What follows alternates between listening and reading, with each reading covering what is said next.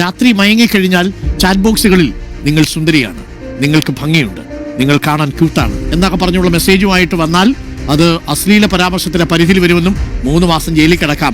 നിങ്ങൾക്കുള്ള വണ്ടിക്ക് പൊല്യൂഷൻ വേണോ വേണ്ടേ? അപ്പൊ ഇതിന് വണ്ടിക്ക് എന്താ പൊല്യൂഷൻ ഇല്ലാത്ത?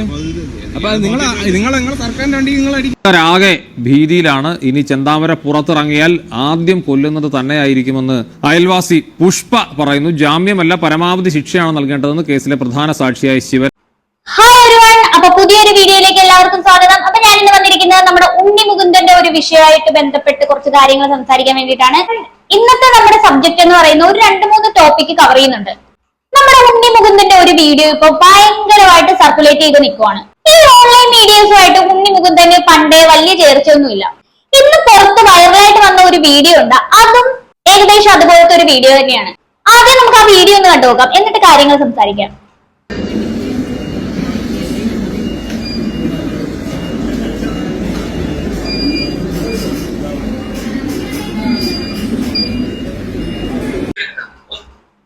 പുള്ളിക്കാരൻ ഇങ്ങനെ നടന്നു വരികയാണ്. വീഡിയോ കണ്ടാൽ നിങ്ങൾക്ക് വളരെ കൃത്യമായിട്ട് മനസ്സിലാവും. നടന്നു വരുന്ന സമയത്ത് വീഡിയോ ഒരാള് വീഡിയോ എടുക്കാൻ വേണ്ടി ഇങ്ങനെ മുഖത്തേക്ക് കൊണ്ടുവന്ന് എടുക്കുവാണ്. ജസ്റ്റ് നിങ്ങൾ ഒന്നുകൂടെ ഇത് കണ്ടു നോക്കിക്കേ.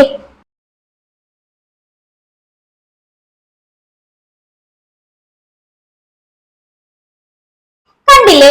ഇത്രയും ഇങ്ങനെ മുഖത്തിന് അടുത്ത് വന്ന ഒരു വീഡിയോ എടുക്കാൻ നേരത്തെ ആ വീഡിയോ എടുക്കുന്ന ആൾക്ക് അത് വീഡിയോ കിട്ടുമോ? കാരണം കണ്ണ് മാത്രമല്ലേ കിട്ടത്തുള്ളൂ. പുള്ളിക്കാരന്റെ കണ്ണ് മാത്രം എടുക്കാനാണോ എന്നൊരു സംശയമുണ്ട്. പിന്നെ വേറൊരു കാര്യമുണ്ട്, ഒരു പേഴ്സണൽ ഡിസ്റ്റൻസ് ഉണ്ട്, അത് പാലിച്ചു വേണം നമ്മൾ ഇപ്പൊ ആരുടെ അടുത്താണെങ്കിലും നിൽക്കാനായിട്ട്. ആരാണെങ്കിലും ഇത്രയും അടുത്ത് വന്ന് വീഡിയോ എടുത്തു കഴിഞ്ഞാൽ ആൾക്കാർ ഇറിറ്റേറ്റ് ആവും. എന്തായാലും അതുകൊണ്ട് ദേഷ്യം വന്നിട്ടാണ് പുള്ളിക്കാരൻ ആ ഫോൺ എടുത്ത് പോക്കറ്റിൽ ഇട്ടോണ്ട് പോയത്. പുള്ളിക്കാരൻ നല്ല കലിപ്പിൽ തന്നെയാണ്. നമ്മുടെ മാർക്കോ വന്നതിന് ശേഷം പുള്ളിക്കാരൻ ഭയങ്കര കലിപ്പിലാണ്. ശരിക്കും പറഞ്ഞാൽ ഞാൻ നിങ്ങളെ ഒന്ന് ഒരു കാര്യം കാണിച്ചു തരാം, സൂം ചെയ്ത് കാണിച്ചു തരാം. ഒരു തെറിയും പുള്ളിക്കാരൻ പറയുന്നുണ്ടെന്നാണ് തോന്നുന്നത്. നിങ്ങൾ വീഡിയോ കണ്ടു കഴിഞ്ഞാൽ മനസ്സിലാവും, ഒരു ചെറിയൊരു തെറി ചുവയുണ്ടോ എന്നൊരു ഡൗട്ട്. ഇനി എന്റെ തോന്നലാണോ എന്ന് അറിയത്തില്ല. അങ്ങനെ ആർക്കെങ്കിലും ഡൗട്ട് ഉണ്ടായിട്ടുണ്ടെങ്കിൽ നിങ്ങൾ താഴെ കമന്റ് ബോക്സിൽ കമന്റ് ചെയ്യണം കേട്ടോ. ഈ വീഡിയോ കണ്ടിട്ട് അതിന്റെ അടിയിൽ ഈ പുള്ളിക്കാരനെ അനുകൂലിച്ചും പ്രതികൂലിച്ചും ഓരോ കമന്റ്സ് വരുന്നുണ്ട് കേട്ടോ. നമുക്ക് എന്തായാലും ആ കമന്റ്സ് കുറച്ച് വായിച്ചു നോക്കാം. ഇവനൊക്കെ അഹങ്കാരം കൂടി തുടങ്ങിയോ, ആരാധന പോയി തുടങ്ങുകയാണ്. നന്നായി, ഒരു മര്യാദയൊക്കെ വേണ്ടേ? ഒരകലം പോലും പാലിക്കാതെ ഒരുത്തന്റെ മുഖത്തിന് അടുത്തോട്ട് വെച്ചുകൊണ്ടിരിക്കുക. ഞാൻ ഈ കമന്റിനോടാണ് കേട്ടോ യോജിക്കുന്ന. കാര്യം എന്ന് വെച്ച് കഴിഞ്ഞാൽ എല്ലാവർക്കും അങ്ങനെ തന്നെയാണ്. ഇപ്പം ഉണ്ണിമുകുന്ദൻ ആയതുകൊണ്ടല്ല, നമുക്ക് ആർക്കാണെങ്കിലും തൊട്ടിങ്ങനെ അടുത്ത് വന്ന് ഇങ്ങനെ ഫോൺ വെച്ചോണ്ടിരുന്നു കഴിഞ്ഞാൽ നമുക്ക് ദേഷ്യം വരും, അത് സ്വാഭാവികമാണ്. ഇവന്റെ ഒക്കെ അഹങ്കാരം, ഇങ്ങനെയൊന്നും ചെയ്യണ്ടായിരുന്നു എന്നൊക്കെ പറഞ്ഞ് കുറെ കമന്റ് വരുന്നുണ്ട് കേട്ടോ. ഇവന്റെയൊക്കെ പിന്നിലോട്ട് ഈ ഫോണും കൊണ്ട് പോകുന്നത് എന്തിനാണെന്ന് ചോദിച്ചു കമന്റ് ഉണ്ട്. ശരിക്കും പറഞ്ഞാൽ ഈ ഒരു കൾച്ചർ ഇപ്പൊ കുറച്ച് നാളായിട്ട് നമ്മുടെ കേരളത്തിൽ മാത്രമല്ല ഇന്ത്യയിൽ തന്നെ ഉണ്ടെന്ന് വേണം പറയാനായിട്ട്. ഇപ്പൊ തന്നെ നമ്മുടെ മൊണാലിസ ആണെങ്കിലും പിന്നെ വൈറലായി കഴിഞ്ഞപ്പോ കുറെ എണ്ണം ക്യാമറയും കൊണ്ട് അതിന്റെ പുറകെ നടപ്പുണ്ടായിരുന്നു. അതുപോലെ തന്നെ ഈ സെലിബ്രിറ്റികളാണെങ്കിലും ആരാണെങ്കിലും ഇങ്ങനെ പുറത്ത് ഈ ഇച്ചിരി ഫെയിമായിട്ട് നിൽക്കുന്ന ഒരു ആള് വന്നു കഴിയുമ്പോഴത്തേക്കും എവിടെ വെച്ച് കണ്ടാലും ശരി അവർക്കൊരു പ്രൈവസി കൊടുക്കത്തില്ല. നേരെ പോയി തൊട്ടടുത്ത് ഇങ്ങനെ വന്നിട്ട് ഫോണും കൊണ്ട് നിൽക്കുന്നത് കാണാം. എന്തിനാണ് ഇതെന്ന് ഞാൻ ആലോചിക്കുന്നത്. ഇവർക്ക് വേണമെങ്കിൽ ഇവരുടെ ഫോട്ടോ വേണമെന്നുണ്ടെങ്കിൽ ഗൂഗിളിൽ സെർച്ച് ചെയ്താൽ കിട്ടത്തില്ലേ? അല്ലെന്നുണ്ടെങ്കിൽ പിന്നെ FB-ലൊക്കെ പിന്നെ ഇഷ്ടംപോലെ ഫോട്ടോസ് ഉണ്ട്, അവരുടെ പേജിൽ തന്നെ ഉണ്ട്. അതൊക്കെ പോയി എടുത്താൽ പോരെ? എന്തിനാണ് ഇങ്ങനെ കഷ്ടപ്പെടുന്നത്? പിന്നെ ചിലരുണ്ട്, ചില സെലിബ്രിറ്റികൾ, അവരെന്ന് പറയുന്നതിന് ഫോൺ ചെയ്ത് പറയുന്നത് ഞങ്ങൾ ഇന്ന സമയമാകുമ്പോൾ ഇവിടെ എത്തും. അത് ഒത്തിരി പിന്നെ ഹൈപ്പ് കിട്ടാത്തവരുണ്ടല്ലോ, അവര് വിളിച്ചിട്ട് ഈ കുറെ അവരുടെ ഫാൻസിനോടും കാര്യങ്ങളും ഒക്കെ പറയും, ഞാൻ ഇന്ന സ്ഥലത്ത് വരുന്നുണ്ട് ഇന്ന സമയത്ത്, അതുകൊണ്ട് എല്ലാവരും അവിടെ എത്തണമെന്ന് പറയുമ്പോൾ എല്ലാവരും ക്യാമറയും തൂക്കിക്കൊണ്ട് അങ്ങോട്ട് പോകും. അത് അവർക്ക് ഇച്ചിരി കൂടെ റീച്ച് ആവാൻ വേണ്ടിയിട്ട്, അത്രേ ഉള്ളൂ. പിന്നെ ഓരോ സ്ഥലത്തേക്ക് വലിഞ്ഞു കയറി ചെല്ലുന്ന ഒരു സമ്പ്രദായം കൂടി ഇപ്പോഴുണ്ട്.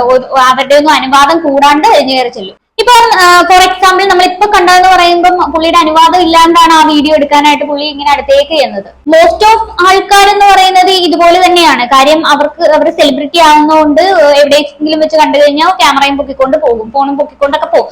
അപ്പൊ അതെന്താന്ന് വെച്ച് കഴിഞ്ഞാൽ ഇവരുടെയൊക്കെ ഒരു ധാരണ അവർ സെലിബ്രിറ്റി ആയതുകൊണ്ട് വീഡിയോ എടുക്കാനുള്ള അവകാശം നമുക്ക് ഉണ്ടെന്നുള്ള രീതിയിലാണ്.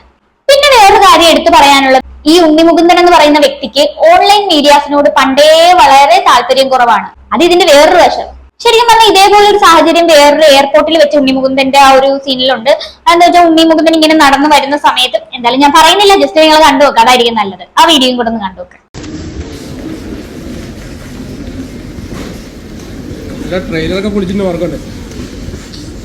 ശരിക്കും പറഞ്ഞാൽ ഈ ഒരു വിഷ്വൽസ് എന്ന് പറയുന്നത് നമ്മുടെ മാർക്കോ സിനിമ ഇറങ്ങുന്നതിന് മുന്നേ ഉള്ള വിഷ്വൽസ് ആണ്.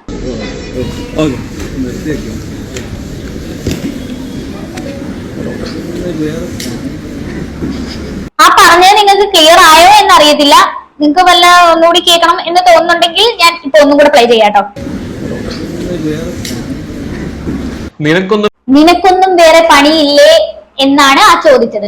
അപ്പൊ ഈ നീലക്കുയിൽ എന്ന് പറയുന്ന ഒരു മീഡിയ ആണത്. ഈ സോഷ്യൽ മീഡിയയിൽ ഏറ്റവും കൂടുതൽ തെറി വാങ്ങിച്ചു കൂട്ടുന്ന ഒരു മീഡിയയാണ് നീലക്കുയിൽ. ഇവരുടെ ഈ അസ്ഥാനത്തെ ചോദ്യങ്ങൾ, അസ്ഥാനത്തെ ആംഗിളുകളും അങ്ങനെയുള്ള കാര്യങ്ങളൊക്കെ കുറെ തെറി വാങ്ങിച്ചു കൂട്ടുന്ന കാര്യങ്ങളാണ്. വളരെ ചർച്ചാ വിഷയമായിട്ടുണ്ട് അതൊക്കെ. ശരിക്കും പറഞ്ഞു കഴിഞ്ഞാൽ ഈ സിനിമാ നടന്മാരെ, നടികളെയൊക്കെ ഓൺലൈൻ മീഡിയാസ് നല്ല രീതിയിൽ സപ്പോർട്ട് ചെയ്യുന്നുണ്ട്. വളരെ നല്ല രീതിയിൽ സപ്പോർട്ട് ചെയ്യുന്നുണ്ട്. വളരെ കുറച്ച് ചില കാര്യങ്ങൾ മാത്രം നമുക്ക് അത് അക്സെപ്റ്റ് ചെയ്യാൻ പറ്റത്തില്ല, അത് പറയാതിരിക്കാൻ പറ്റത്തില്ല. ഈ ഉണ്ണിമുകുന്ദന് ഓൺലൈൻ മീഡിയാസിനോട് ചെറുതല്ല കേട്ടോ, വലിയൊരു ദേഷ്യം എന്തോ ഒരു അലർജിയാണ്. അങ്ങനെ ഇരിക്കുകയാണ് പുള്ളിക്കാരൻ ഇങ്ങനെ മുഖത്തിന്റെ കീഴെ കൊണ്ടുവന്നിട്ട് വന്ന് വീഡിയോ എടുത്തു കഴിഞ്ഞപ്പോഴത്തേക്ക് പുള്ളിക്കാരൻ അത് ഓട്ടോമാറ്റിക് ആയിട്ട് അത് റിയാക്ട് ചെയ്യേണ്ടി വന്നു, അത്രേ ഉള്ളൂ. ശരിക്കും പറഞ്ഞു കഴിഞ്ഞാൽ ഇതിൽ നിന്ന് എന്താണ് നിങ്ങൾക്ക് തോന്നുന്നതെന്ന് താഴെ കമന്റ് ബോക്സിൽ കമന്റ് ചെയ്യുന്നത് വളരെ നല്ലതായിരിക്കും. നിങ്ങളുടെ വിലയേറിയ കമന്റ്സ് എന്തായാലും എനിക്ക് വേണം. കാര്യം എന്നാൽ മാത്രമേ എനിക്ക് ഇനിയും മുന്നോട്ട് പോകാൻ പറ്റത്തുള്ളൂ ഇതുപോലെ വീഡിയോസ് ഒക്കെ ഇട്ട്. പിന്നെ അതുമല്ല വേറൊരു കാര്യം, സബ്സ്ക്രൈബ് ചെയ്യാത്തവർ ദയവ് ചെയ്തൊന്ന് സബ്സ്ക്രൈബ് ചെയ്ത് സപ്പോർട്ട് ചെയ്യണം കേട്ടോ. അപ്പോ ആ ഒരു ടോപ്പിക് അവിടെ അവസാനിച്ചു. ഇനി രണ്ടാമത്തെ ടോപ്പിക്കാണ് ഞാൻ പറയാൻ പോകുന്നത്. ഈ രാത്രി കാലങ്ങളിൽ കോഴിത്തരം കാണിക്കുന്ന ആളുകൾക്ക് ഇപ്പൊ മുട്ടനൊരു പണിയാണ് വന്നിരിക്കുന്നത്. അതിനെക്കുറിച്ച് ഒരു ന്യൂസ് വന്നിട്ടുണ്ട്. ആദ്യം നമുക്ക് അതൊന്ന് കേട്ട് നോക്കാം. ഇന്നലെ മുംബൈയിലെ അന്ധേരി കോടതിയിൽ നിന്ന്, സെഷൻസ് കോടതിയിൽ നിന്ന് ഒരു സുപ്രധാനമായ വിധി വന്നു കേട്ടു. എന്താ വിധി എന്ന് പറഞ്ഞാൽ, രാത്രിയിൽ ഒരു ചെറുപ്പക്കാരൻ മുംബൈയിലെ ഒരു കോർപ്പറേറ്ററായ സുന്ദരിക്ക് you look good, cute, good night എന്ന് പറഞ്ഞ് മെസ്സേജ് അയച്ചു. അത് അശ്ലീല പരാമർശത്തിന്റെ പരിധിയിൽ വരുമെന്ന് കോടതി കണ്ടെത്തി. ആരാ ഈ പറയുന്നത് കേട്ടോ? കലോത്സവത്തിൽ പോയിട്ട് പിള്ളേരുടെ അടുത്ത് പറഞ്ഞതൊക്കെ നമ്മൾ കേട്ടായിരുന്നു. വേറൊന്നും പറയണ്ട, ആ കേസൊക്കെ ഇപ്പൊ തീർന്നായിരുന്നോ? എന്നാലും ബാക്കിയും കൂടെ കേട്ടു നോക്കാം. ഭർത്താവ് തിരിച്ചു വിളിച്ചു ചോദിച്ചു, എന്താ സഹോദര രാത്രിയിൽ ഒരു സൗന്ദര്യാരാധന? അപ്പോൾ ഈ ചെറുപ്പക്കാരൻ പറഞ്ഞു, ഇല്ല, ചാറ്റ് ചെയ്യാനാണ് എനിക്ക് താല്പര്യം എന്ന് പറഞ്ഞു. അതോടുകൂടിയാണ് ഇവർ കേസ് കൊടുത്തത്. അപ്പോൾ പ്രിയപ്പെട്ട പ്രേക്ഷകർ ശ്രദ്ധിക്കുക, മുംബൈയിലെ സെഷൻസ് കോടതി വാൺ ചെയ്തിട്ടുണ്ട്, രാത്രി മയങ്ങിക്കഴിഞ്ഞാൽ ചാറ്റ് ബോക്സുകളിൽ നിങ്ങൾ സുന്ദരിയാണ്, നിങ്ങൾക്ക് ഭംഗിയുണ്ട്, നിങ്ങൾ കാണാൻ ക്യൂട്ടാണ് എന്നൊക്കെ പറഞ്ഞുള്ള മെസ്സേജുമായിട്ട് വന്നാൽ അത് അശ്ലീല പരാമർശത്തിന്റെ പരിധിയിൽ വരുമെന്നും 3 മാസം ജയിലിൽ കിടക്കാം എന്നുള്ളതുമാണ് വരിക. അതുകൊണ്ട് ഇത്തരം മെസ്സേജുകളൊക്കെ അയക്കുമ്പോൾ കുറച്ച് നിയന്ത്രണം പാലിക്കുന്നത്. അപ്പൊ രാത്രി ആകുമ്പോഴത്തേക്കും കോഴിത്തരം കാട്ടി നടക്കുന്ന ടീംസ് ഇതൊക്കെ ഒന്ന് കേൾക്കണം. അപ്പൊ എന്തായാലും സൂക്ഷിക്കുന്നത് വളരെ നന്നായിരിക്കും. വേറെ ഒന്നും പറയണ്ട, നിന്നെ കാണാൻ നല്ല ഭംഗിയുണ്ട്, ക്യൂട്ടാണെന്നൊക്കെ പറഞ്ഞാൽ മതി, തീർന്നു. 3 മാസം ഉണ്ടെങ്കിൽ ജയിലിൽ കിടക്കാം. എന്തായാലും ഞാനിത് നിങ്ങൾക്കൊക്കെ ഒന്ന് ഉപകാരപ്പെട്ടോട്ടെ എന്ന് വിചാരിച്ച് ഷെയർ ചെയ്താണ്, വേറെ തോന്നണ്ട. അപ്പം രണ്ടാമത്തെ ടോപ്പിക് അവസാനിച്ചിരിക്കുകയാണ്. ഇനി മൂന്നാമത്തെ ടോപ്പിക്കിലേക്കാണ് നമ്മൾ വരാൻ പോകുന്നത്. അപ്പൊ വേറൊരു കോമഡി സാധനമാണ് ഞാനിപ്പോ പറയാൻ പോകുന്നത്. ഈ പോലീസുകാരും ആർടിഒയും ഒക്കെ നമ്മളെ നിർത്തി പിഴയടപ്പിക്കുന്നത് കണ്ടിട്ടുണ്ടല്ലോ. ആർടിഒ ഉദ്യോഗസ്ഥനെ പിടിച്ചു നിർത്തി പിഴയടപ്പിക്കുന്നത് ആദ്യമായിട്ടാണ് കേൾക്കുന്നത്. അങ്ങനെ ഒരു സംഭവം നമ്മുടെ നാട്ടിൽ നടന്നിരിക്കുന്നു. എവിടാ? കൊല്ലത്ത്. സംഭവം എന്താന്ന് വെച്ച് കഴിഞ്ഞാൽ ആർടിഒയുടെ വണ്ടിക്ക് പൊല്യൂഷന്റെ സംഭവമില്ല. അങ്ങനെ പുള്ളിക്കാരനെ അങ്ങ് പൊക്കി. അങ്ങനെ പറഞ്ഞു ലാസ്റ്റ് അവനെ കൊണ്ട് ഫൈൻ അടപ്പിച്ചിട്ടുണ്ട്. എന്തായാലും നമുക്ക് ആ വീഡിയോയും കൂടെ ഒന്ന് കണ്ടുനോക്കാം. ഞങ്ങൾ എടുത്തോളാം. അല്ല അങ്ങനെ പറഞ്ഞാൽ പറ്റുമോ? സാറിന്റെ അടി വണ്ടിക്ക് അടിക്ക്. നമുക്ക് എല്ലാവർക്കും 10,000 20,000 പറ്റിയെന്ന് നടക്കുക. പൊല്യൂഷൻ എടുത്ത് കാണിച്ചാലേ നിങ്ങൾക്ക് ആ ഫൈൻ ഒഴിവാകും. എന്താ ഒന്നും പറയാനില്ല. ഇവനെതിരെ നേരത്തെ പൊല്യൂഷൻ ഇല്ലെന്ന് പറഞ്ഞ അങ്ങനെ എന്തോ വിഷയം ഉണ്ടായിട്ടുള്ളതാണ്. അപ്പൊ അവൻ തിരിച്ചു പണിതതാ. ഒന്ന് പോടാ ചേർക്കാന്ന് പോലും പറയാൻ പറ്റാത്ത സിറ്റുവേഷനാ. കാര്യം എന്താ, ക്യാമറ ഓണാണേ. കാര്യം ഞാൻ പറഞ്ഞത് ഈ വണ്ടി അല്ല. അപ്പൊ നിങ്ങൾ പെറ്റി അടിക്കണ്ടേ? അപ്പൊ പൊല്യൂഷൻ ഇല്ലാതെ ഓടുന്നത്. ഞാൻ വേറൊന്നുമല്ല പറയുന്നത്. സാർ അവിടെ തൊട്ട് ഇവിടെ വരെ അടിച്ചോണ്ട് വരുന്നു. എല്ലാവർക്കും അടിക്കുന്നുണ്ട്. അപ്പൊ സാർ നിങ്ങൾക്കുള്ള വണ്ടിക്ക് പൊല്യൂഷൻ വേണോ വേണ്ടേ? അപ്പൊ ഇതിന് വണ്ടിക്ക് എന്താ പൊല്യൂഷൻ ഇല്ലാത്ത? അപ്പൊ നിങ്ങളെ സർക്കാർ സംഭവം കണ്ട, ഇതൊക്കെ ഒന്ന് റെഡിയാക്കി കൂടെ? എന്തോരം ആൾക്കാരുടെ ഇന്ന് പെറ്റി വാങ്ങിക്കുന്നതാണ്. മൊത്തത്തിൽ ദാരിദ്ര്യമാണെന്ന് തോന്നുന്നു. വണ്ടിയുടെ പൊല്യൂഷൻ പോലും ക്ലിയർ ചെയ്യാനുള്ള പൈസ ഇല്ല.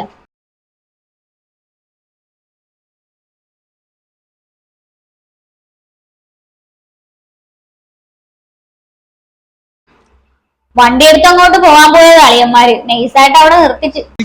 അല്ല വേറെ കാര്യങ്ങളൊന്നും അല്ല, നിങ്ങൾ അങ്ങോട്ട് സൈഡിലോട്ടൊന്ന് ഒതുക്കിയിട്ട്. ഈ ഡയലോഗ് നമ്മൾ എവിടെയാണോ കേട്ടിട്ടുണ്ടല്ലോ. സാധാരണ നമ്മളെ കാണുമ്പോഴാണ് പോലീസുകാർ ഇങ്ങനെയുള്ള ഡയലോഗ് പറയുന്നത്. നീ സൈഡിലോട്ടൊന്ന് ഒതുക്കി ഇറാ. ജനങ്ങൾ തിരിച്ചു പറഞ്ഞു തുടങ്ങിയല്ലേ? ഇത് നിങ്ങളെ ഇതിന്റേതല്ലേ, സർക്കാരിന്റെ അല്ലേ? എല്ലാവർക്കും നിയമം ബാധകമാണോ സാറേ? ഞാൻ പറയുന്നേക്ക് ഇപ്പൊ നിങ്ങളെ വണ്ടിക്കകത്ത് ഇപ്പൊ ഒരു പൊല്യൂഷൻ 2,000 പെറ്റി അടിക്കും. അത് നിങ്ങൾക്കുള്ള ഇതാണോ? സാറന്മാര് ക്യാമറയിൽ നോക്കുന്നില്ല കേട്ടോ, തോണ്ടിയിരിക്കുക. പുള്ളി പറയുന്നത് എന്ത് ചെയ്യും ഭണ്ഡാരോട് അങ്ങനെ പെട്ടുപോയല്ലോ ഭണ്ഡാരം. ഇത് 25-ാം തീയതി തീർന്നിട്ടുണ്ട്, ജനുവരി. ഇത് ഫെബ്രുവരിയാ. മനസ്സിലായ? 1-2 നിങ്ങൾ അടിക്കുന്നത്. രാവിലെ ഇവിടെ വന്ന് കിടന്ന് 1000, 2000, 3000 ഒക്കെ നിങ്ങൾ അടിച്ചു തരുന്നത്. ശരിക്കും പറഞ്ഞ ഈ 1000, 2000 എന്നൊക്കെ പറഞ്ഞു കഴിഞ്ഞാൽ ഭയങ്കര കൂടുതലല്ലേ? അടിച്ചു നോക്കി സാറ്, എന്നാ തീർന്നിട്ടുള്ള 2000 രൂപ അടിക്കുക അങ്ങോട്ട്. അടിച്ച് എന്തളിയാ, എന്തൊരു നാണക്കേടാ ഇത്. എനിക്ക് 5000 രൂപ അടിച്ചു തന്നത്. ഇവിടെ എല്ലാരും ജീവിക്കാൻ വേണ്ടി, രാവിലെ എല്ലാരും ജീവിക്കാൻ വേണ്ടി വരുന്നത്. അടിച്ചോ? അതൊന്ന് കാണിച്ചാൽ മതി. എടുക്കുമ്പോ തനിയെ മാറിക്കോളും. ഇയാളെ എടുത്തു കഴിഞ്ഞിട്ട് ഞങ്ങൾക്ക് അയച്ചു തന്നാൽ മതി കേട്ടോ. അത് വേറെ കാര്യം അല്ല, എല്ലാവർക്കും ബാധകം നിയമമാണ് സാറേ. അങ്ങനെ ഒടുവിൽ RTO ഉദ്യോഗസ്ഥരെ കൊണ്ട് തന്നെ ഫൈൻ അടപ്പിച്ചിരിക്കുകയാണ് നമ്മുടെ കക്ഷി. ഈ ഫൈൻ അടച്ചു കഴിഞ്ഞിട്ട് സാറന്മാരുടെ ഒരു ഡയലോഗ് ഉണ്ട്, ഇത് പൊതുജനങ്ങളുടെ വണ്ടിയാണെന്ന്. അതൊന്ന് കേട്ടു നോക്കാം. ഒന്നുമില്ല, ഇത്രയേ ഉള്ളൂ. നിങ്ങൾ അവിടെ തൊട്ട് ഇവിടം വരെ മൊത്തവും വണ്ടിയുടെ ഫോട്ടോ നിങ്ങളെ വണ്ടിയല്ല, പൊതുജനങ്ങളുടെ വണ്ടിയാണ്. ഇത് എന്റെ വണ്ടിയല്ല, ഇത് പൊതുജനങ്ങളുടെ വണ്ടിയാണെന്ന്. വണ്ടിക്കകത്ത് കുണ്ടിയും വെച്ച് ഓടിക്കുന്ന ഞങ്ങളല്ലല്ലോ, നിങ്ങളല്ലേ? നിങ്ങൾക്ക് ഈ പറഞ്ഞ ഉത്തരവാദിത്തങ്ങളൊന്നും ഇല്ലേ? എന്ത് ഡയലോഗാണെന്ന് നോക്കണേ. വണ്ടി യൂസ് ചെയ്ത നിങ്ങളാണ്, അപ്പൊ നിങ്ങളാണ് അത് കൈകാര്യം ചെയ്യേണ്ടതും. അപ്പൊ ഇതിൽ നിന്ന് ഒരു കാര്യം മനസ്സിലാക്കാനുള്ളത്, സ്വന്തം വീട് നന്നാക്കിയിട്ട് വേണം നാട് നന്നാക്കാനാവണേ. എന്തായാലും എനിക്കൊരു കാര്യം പറയാനുണ്ട്. ആ ചേട്ടൻ കാണിച്ചത് മാസ് പരിപാടി, ഒരു ബിഗ് സല്യൂട്ട് ചേട്ടാ. അപ്പൊ ഇതും അവിടെ കഴിഞ്ഞു. ഇനി 4ാമത്തെ ടോപ്പിക്കിലേക്ക് വരാം. 3എണ്ണത്തിൽ ഒതുക്കാന്നാണ് വിചാരിച്ചത്, ഇതും കൂടെ ഇരുന്നോട്ടെ. നമ്മുടെ ചെന്താമരയുടെ കാര്യമാണ് ഇനി പറയാൻ പോകുന്നത്. ചെന്താമരയെ കുറിച്ച് ഞാൻ പറഞ്ഞു തരേണ്ട കാര്യമൊന്നുമില്ലല്ലോ. തന്റെ കുടുംബജീവിതം തകരാൻ അയലത്തെ വീട്ടിലെ ചേച്ചിയാണ് കാരണക്കാരി എന്നും പറഞ്ഞ് ഒരു ജോത്സ്യം പറഞ്ഞെന്ന് പറഞ്ഞ് ആ ചേച്ചിയെ വെട്ടിക്കൊന്ന് ജയിലിൽ പോയവനവൻ. അങ്ങനെ ആ പുള്ളിക്കാരൻ ജാമ്യത്തിൽ ഇറങ്ങി ആ ചേച്ചിയുടെ ഭർത്താവിനെയും അമ്മയെയും വെട്ടിക്കൊന്നു. ഇവനാണ് ചെന്താമര. ഇവന്റെ വെട്ട് ലിസ്റ്റില് 2-3 പേരും കൂടെ ബാക്കിയുണ്ടായിരുന്നു. അപ്പോഴത്തേക്കും പോലീസ് നോക്കി. ഇത് ഭയങ്കര ചർച്ചയായ കാര്യം തന്നെയാണ്. ഇവൻ അന്ന് പറഞ്ഞ കാര്യം എന്താണെന്ന് വെച്ച് കഴിഞ്ഞാൽ, അവൻ അന്ന് കുറ്റം ചെയ്ത സമയത്ത് പറഞ്ഞത് ഞാൻ കുറ്റം ചെയ്തു, എന്നെ ശിക്ഷിക്കുമെന്നും പറഞ്ഞുകൊണ്ടാണ് നടന്നത്. പക്ഷെ ഇവൻ കോടതി ചെന്നപ്പോഴത്തേക്കും മൊഴി മാറ്റി. ആ വാർത്തയൊന്ന് കണ്ടുനോക്കാം. നെന്മാറ ഇരട്ടക്കൊല കേസിൽ നാടകീയമായ നിലപാട് മാറ്റമാണ് കൊലയാളി ചെന്താമര നടത്തിയത്. കോടതിയിൽ കുറ്റസമ്മതം നടത്തുമെന്ന് ആദ്യം പറഞ്ഞ ചെന്താമര പെട്ടെന്ന് നിലപാട് മാറ്റി. മാത്രമല്ല ജാമ്യം തേടി ചെന്താമര കോടതിയെ സമീപിക്കുകയും ചെയ്തു. എന്തായാലും ഇവൻ പഠിച്ച കളനാണ്, പഠിച്ച കളൻ. കുറ്റസമ്മതമൊക്കെ നടത്തിയതാണ്, എന്നിട്ട് നൈസായിട്ട് കോടതി ചെന്നപ്പോഴത്തേക്കും കാല് മാറി.